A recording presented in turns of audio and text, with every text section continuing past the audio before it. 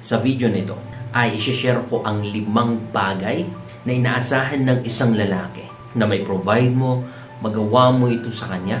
Dahil sinisigurado ko na kapag ito'y naipoprovide mo sa amin, magkakaroon ka ng special na space or puwang sa aming puso na dahilan kung bakit mas lalo ka naming papahalagan, mamahalin, iingatan, at mas lalo kaming mag-pursue na provide ang mga kailangan mo na mahalin ka. So, kung gusto mong malaman, make sure na panoorin mo ang sa last part. So, let's go.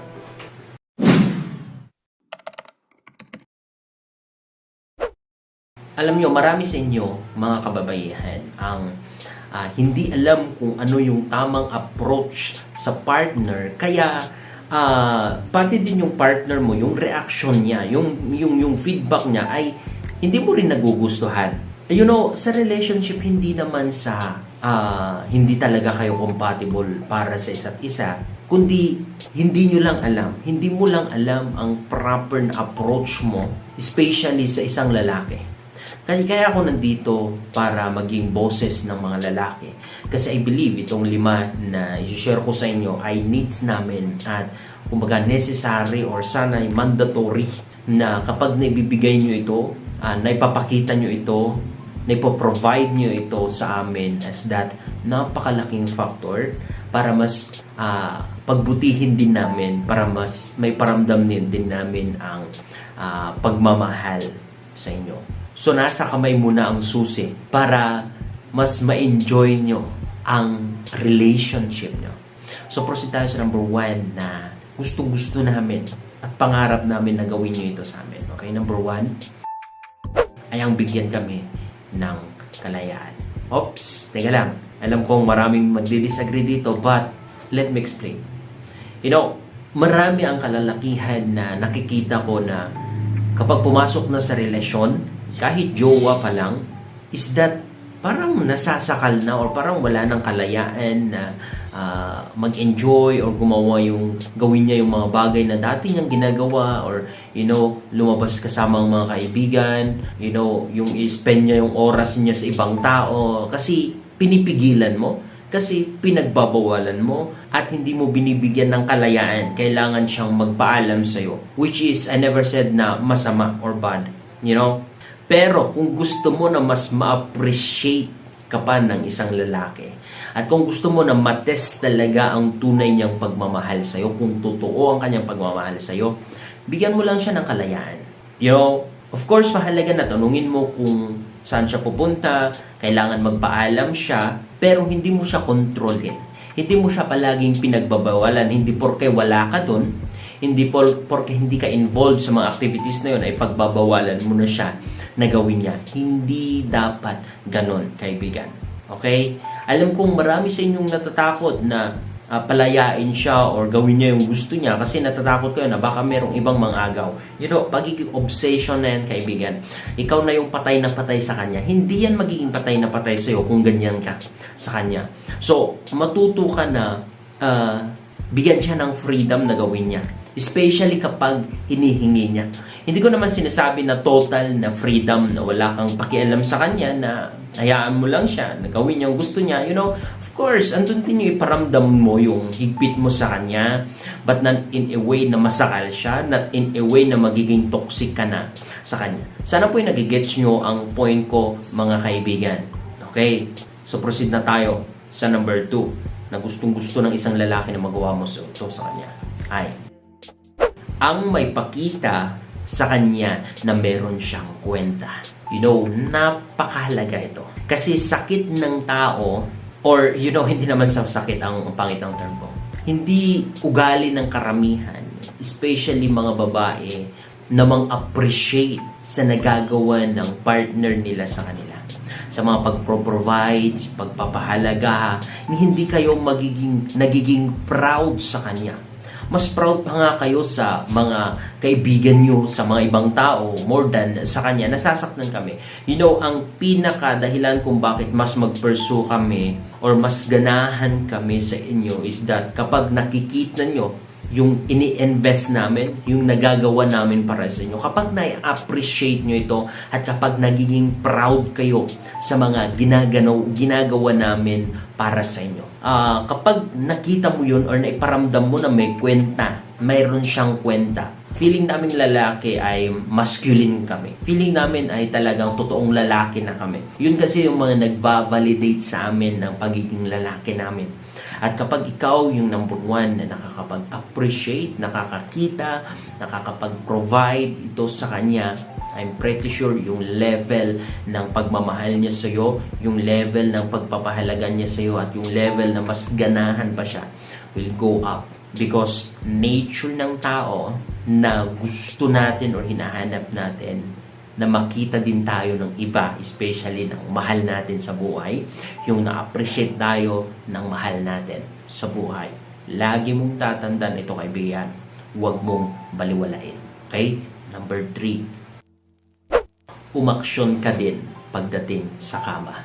Especially sa mga mag-asawa. Kasi, maniwala kayo sa hindi, kapag when it comes sa romance or sa aksyonan na sa kama, kapag ang babae is that andun lang nakahiga, naghihintay lang, na parang walang masyadong reaction or wala ka din ginagawa na first move, ganun, wala ka din ginagawa na action para mas ma-enjoy nyo, para mas maging enjoyable, or hindi ko mahanap ang tamang term ko, yung sex life nyo, is that nakakaumay sa amin, nakakapagod, and we feel like hindi kami lalaki or kulang kami, or we feel like hindi pa namin alam ang aming ginagawa kung wala kang kare-react or wala kang aksyon na ginagawa when it comes sa sex nyo.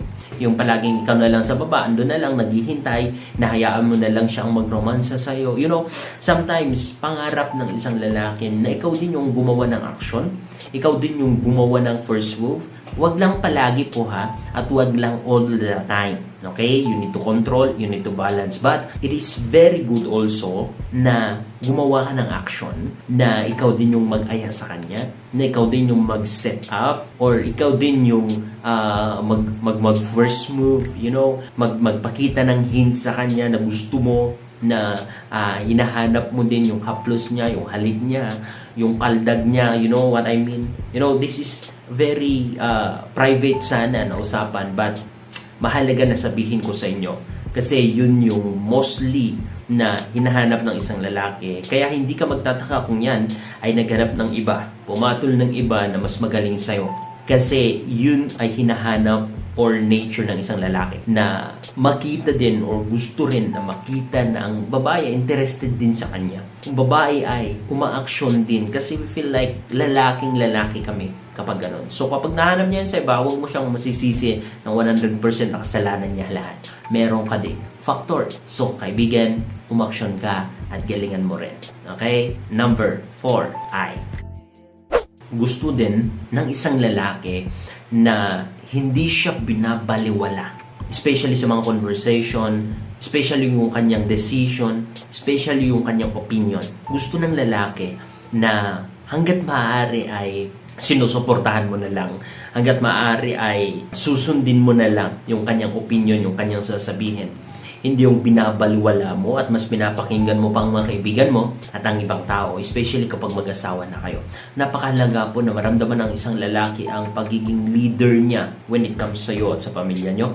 Mahalaga na maramdaman ng isang lalaki na meron siyang authority sa iyo at sa pamilya nyo. At kapag nababaliwala ito, yung opinion niya, yung decision niya, yung gusto niya, yung mga sinasabi niya, is that we felt like hindi nyo kami mahal, hindi nyo kami nire-respeto, and yung gana namin is pababa ng pababa. Pwedeng maaring magalit pa yan sa'yo, maaring masigawan ka, maaring meron siyang magawa din na reaksyon ng kanyang katawan na hindi ito maganda when it comes sa'yo. So kaibigan, kung gusto mo or ayaw mo na mangyari ang mga yun, iwasan mo na ibaliwala siya. Hanggat maaari siya yung una mong lapitan, una mong kausapin, i-priority mo ang kanyang mga opinion, kung ano ang kanyang masabi bago ka pumunta sa iba. Kasi masasaktan yan, magagalit yan, maiinis yan, at mawawalan yan ng gana kapag palagi mo yung ginagawa sa kanya. Gusto namin na kami ang unahin ninyo kasi first place, kami ang ama, kami ang leader sa isang pamilya, kami ang mas may authority sa isang pamilya. Kailangan yung tanggapin yon, ladies, na hindi po mag-work ang isang relationship kapag dalawa ang leader. Hindi po mag-work ang isang firm kapag marami ang leader. Ang grupo, hindi po mag-work kapag marami ang leader. Ganon din sa relasyon, sa pamilya, hindi mag-work kapag dalawa kayo. Kailangan mong mag-submit sa kanya, makinig sa kanya, mag-submit sa kanyang authority, sa kanyang mga sinasabi, sa kanyang opinion, sa kanyang pagiging ama, pagiging leader. In that way, sobrang mas mapalapit ka sa kanyang puso. In that way, mas magkakaroon ka ng puwang sa kanyang puso. Kaibigan, alam ko mahirap, but you need to submit and be humble. So, last but not the least, na gusto ng isang lalaki na ginagawa mo ito sa kanya ay gusto ng isang lalaki ang katahimikan, ang peaceful na environment. Sadly, but most of the time, hindi ko sinasabing palagi, but most of the time, kung tignan nyo, palaging babae ang pinanggagalingan ng pag-aaway.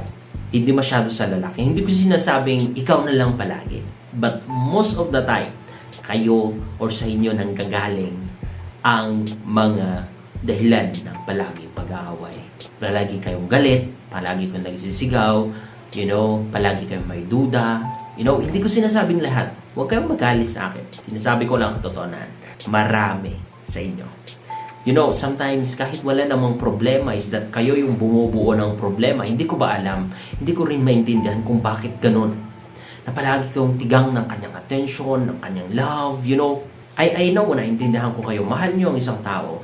Pero maniwala kayo sa hindi namin kaya bilang isang lalaki na maibigay lahat ng needs nyo, maibigay lahat ang 100 na attention sa inyo, 100 na time sa inyo. Kasi mayroon kaming mga ibang bagay na inaasikaso. Kapag yung lalaki na yan, you need to consider kapag busy person yan, kapag marami ang ginagawa, kapag may business yan, kunti yung time sa'yo, pero naipoprovide yung kailangan niya, kailangan nyo. Pero kung yan maraming time sa'yo, it means wala masyadong ginagawa. Hindi masyadong busy.